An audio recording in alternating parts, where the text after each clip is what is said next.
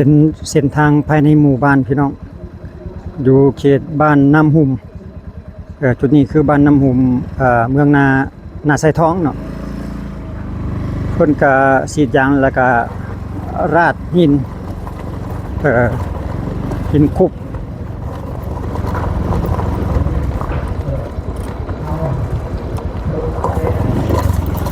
โอ้คนมีงานนำได้ทีเนาะเด็กทีมงานรถโรยหินคุกกำลังมาจุดนี้แสดงว่าลาดไปสำเร็จไปเป็นบางจุดแล้วไอ้ยานี่ทีมงานเก่าทีมงานเดิมพี่น้องเลย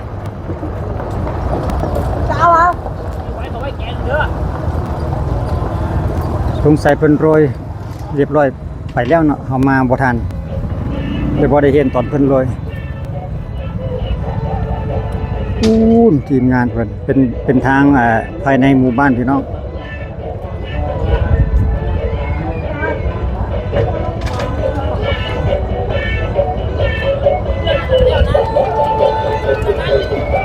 แต่ถอยเพิ่นร้อยขนาด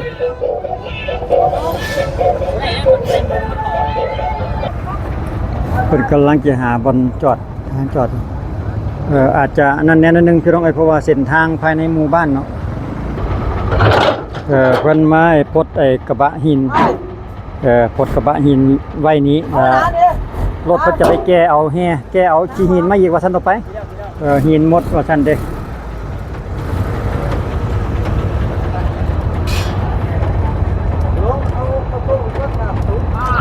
โอ้ทีมงานมาหลายเต็มมือนี่เดี๋ยวอีกจะน้อยเขาก็จังแลนเบิ่งกันนะไปเขตบ้านหุมแบงอีกทีหนึ่งว่าเพิ่นมาในจุดนี้เนี่ยจะมีจากหมู่บ้านเนาะรู้สึกว่าจะมีบ้านน้ำหุมแล้วก็บ้านหุมแบงแดว่าฉันจะได้ยินว่าเดี๋ยวจะน้อยเขาจะไปเบิ่งเขตบ้านหุมแบงอีกทีหนึ่งอันนี้เป็นรถเฮ็ดเวียกอันนี้รถสำหรับแก่ยางรถสำหรับแก่ยางมาต่อย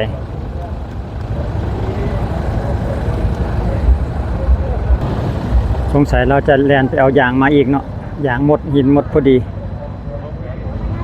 อาจจะคับแคบพี่น้องคับแคบแบบนี้แหละเพราะมันเป็นทางภายในหมู่บ้าน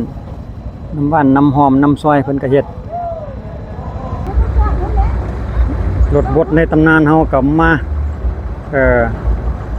อาชีพของเฮาอยู่แล้วเนาะตำแหน่งเดิมแล่นยำยางเดียวว่าซั่นต่อไปไปแบบนิ่มนวลแบบนี้แหละแบบธรรมโมพี่น้องเอ้ยถึงมันจะเก่าจะแก่แต่ว่ามันก็ความแรงความแน่นของมันนี่ก็ร้อยเฮือนได้ไล่ยำอยู่พอปานนั้นแหละ สุดยอดเลยยังเลยอีกเลนหนึ่งเลนอีกฝั่งนู้นสำเร็จมาแล้วเลนเดียวจะอีกเลนหนึ่งนั่นเอง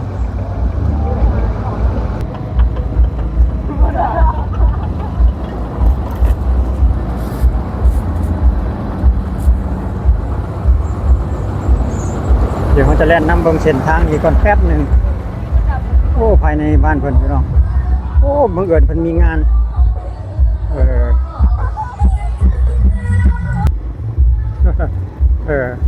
นี่แหละเพิ่นก็จะฉีดโรยหินมาจนสุดที่ว่าเพิ่นฉีดยางกันซึมจุดดำๆนี่แหละแม่นละสำหรับมื้อนี้นี่เพิ่นก็สิเพิ่นสิโรยหินมาจนสุดที่ว่าเฮ็ดเป็นที่เลี้ยวเฮ็ดเป็นดำๆนี่แหละพี่น้องนี่ดิขอเบิ่งป้ายบ้านเพิ่นก่อนนี่บ้านน้ำหุ่มหอมเจ็ดนี่เองเนาะ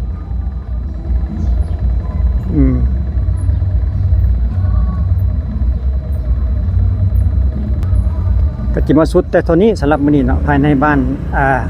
น้ำหุ่มเพิ่นเดี๋ยวจังนั้นเขาจังไปต่ออยู่เขตบ้านหุ่มแบงอีกเทื่อนึงว่าเพิ่นเฮ็ดขั้นตอนใดได้แล้วเนาะได้ยินว่ายังบ่ทันได้อันนั้นเลยเดี๋ยวเขาจะเรียนกลับคืนไปเบิ่งเขตบ้านหุ่มแบงอีกทีหนึ่งก่อนเรียนผ่านงานแต่ว่าบ่แน่ใจว่างานอันใดเนาะ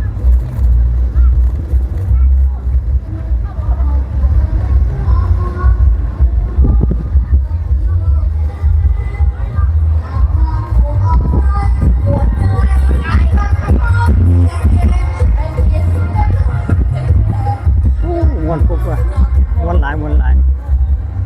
อนนี้ทีมงานเพิ่นก็อยู่ในระหว่างการท่ารถที่ว่าไปเอาไปแก้เอายางมาต่อยแล้วก็แก้หิน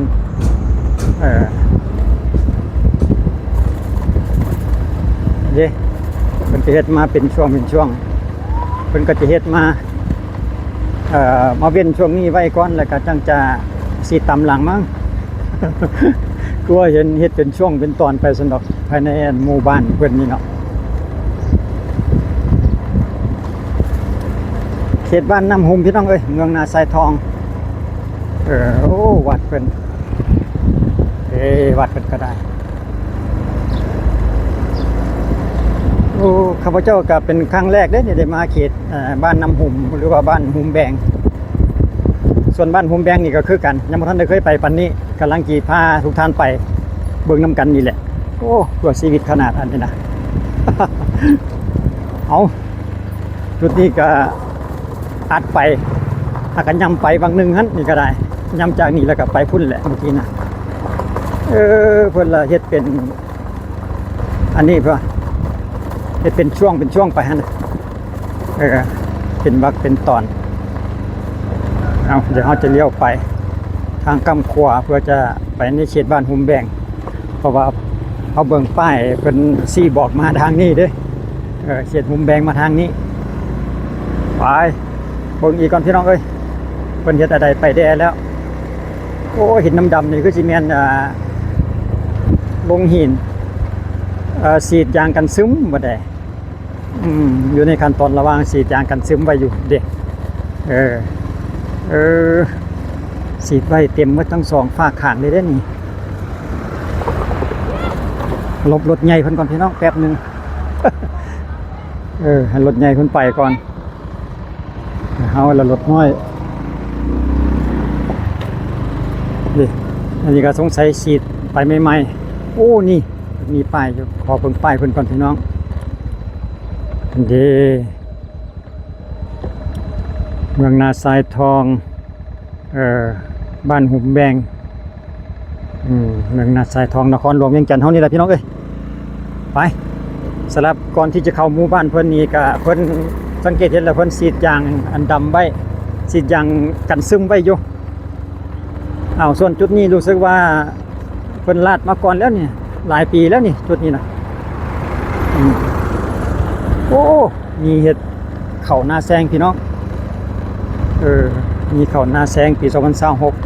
2026กำลังเรื่องมะกล้วยสำหรับเข่าเพิ่นโอ้เส้นทางภายในหมู่บ้านเพิ่นนี่ก็ลาดยางเพิ่นลาดยางมาได้หลายปีแล้วได้นี่แล้วส่วนใดจุดใดเนาะที่ว่าเพิ่นกำลังสิเฮ็ดเพิ่มนะเดี๋ยวเฮาเรียนไปเรื่อยๆเบิ่งก่อนพี่น้องเพิ่นรายงานมาว่ามีจุดเฮ็ดเพิ่มอีกว่าซั่นเด้แต่ว่าสิเป็นจุดใดยังบ่ทันได้แน่ใจเรียนไปเบิ่งอีกจักระยะหนึงก่อนก็อยู่ในขอบเขตบ้านหุ่มแบงพี่น้องนี่ส่วนจุดนี้แหละแม่นช่วงระหว่างทางสิออกจากหมู่บ้านเนาะส่วนเขตบ้านหุ่มแบงก็เทเป็นช่วงเป็นตอนมาแล้วแต่ว่ามาถึงจุดนี้เฮาเบิ่งเดี๋ยวเฮาพามาเบิ่งตอนเส้นทางที่จะออกไปสู่13สายเหนือนะเดี๋ยวออกจากบ้านน้ำหุ่มแล้วก็ออกจากบ้านหุ่มแบงเพิ่นกำลังเทไปใหม่ๆเฮามาบ่ทันเพิ่นโรยหินคลุกไปเรียบร้อยแล้วก็ฉีดยางโอ้ของแท้ได้นี่รถปั่นเข่าแบบรถเดินตามนะสงสัยออกลุยเข่านาแซงเริ่มเกี่ยวเข่านาแซงฟาดเข่านาแซงแล้วบัดนี้เพิ่นก็เรียนเพิ่นอัดเฮ็ดแล้วจากนี้แล้วก็จังเข้าไปภายในบ้านน้ำหุ่มนั่นเองเนาะส่วนจุดนี้ก็ส่วนทางที่จะออกไปสู่เส้นทาง13สายเหนือเขตจุดนี้มันจะออกมาอยู่เขตบ้านทรงเปื่อยสลับจุดนี้นี่เนาะแล่นออกจากบ้านน้ำหุ่มแล้วก็ออกจากบ้านหุ่มแบงมานี่มาถึงจุดนี้ก็เขตบ้านทรงเปื่อยเลี้ยวซ้ายก็เข้าไปในเวียงเลี้ยวขวาก็ขึ้น13สายเหนือพุ่นล่ะพี่น้องเอ้ยให้ทุกท่านได้เบิ่งอีกทีนึง ทางไปเวียงในทางเส้นนี้นะคันเฮาสิไปทาง13สายเหนือก็เลี้ยวขวาขึ้น13สายเหนือประมาณสำนี้แหละพี่น้องก็คิดว่าทุกท่านอาจจะบ่งงเลาะเบิ่งถนนหนทางก่อนพี่น้องเอ้ยเบื้องซ้ายนี่กับเขตตลาดทรงเปื่อยตลาดชุมชนเขตบ้านทรงเปื่อย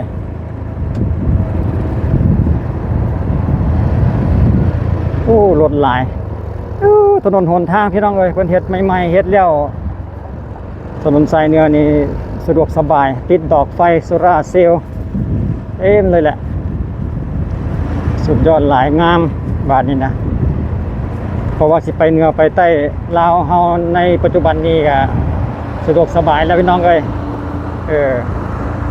ไปง่ายมาง่ายกว่าอ่านผ่านมาแล้วเรื่องเริ่มมีความพัฒนาเจริญไปแต่ละทุกบาทก้าวหันละวะอยู่สปป.ลาวกับมีเพียงสำนี้แหละพี่น้องเอาอัปเดตเส้นทางระหว่างอยู่ในขอบเขตเมืองนาไซทองอีกทีหนึ่งเนาะผ่านมาคือบ้านน้ำหุมแล้วก็บ้านหมแบงเพิ่นก็มีการมีโครงการมีแผนการที่ว่าเส้นทางภายในหมู่บ้านเพิ่นก็ถือว่าสะดวกสบายในปัจจุบันปี2026พี่น้องเอ้ยก็ขอบใจทุกท่านในการติดตามและรับชมเดี๋ยวเอาไปเจอกันในคลิปต่อไปเส้นทางในนั้นอีกทีหนึ่งสำหรับคลิปนี้ขอบใจสบายดี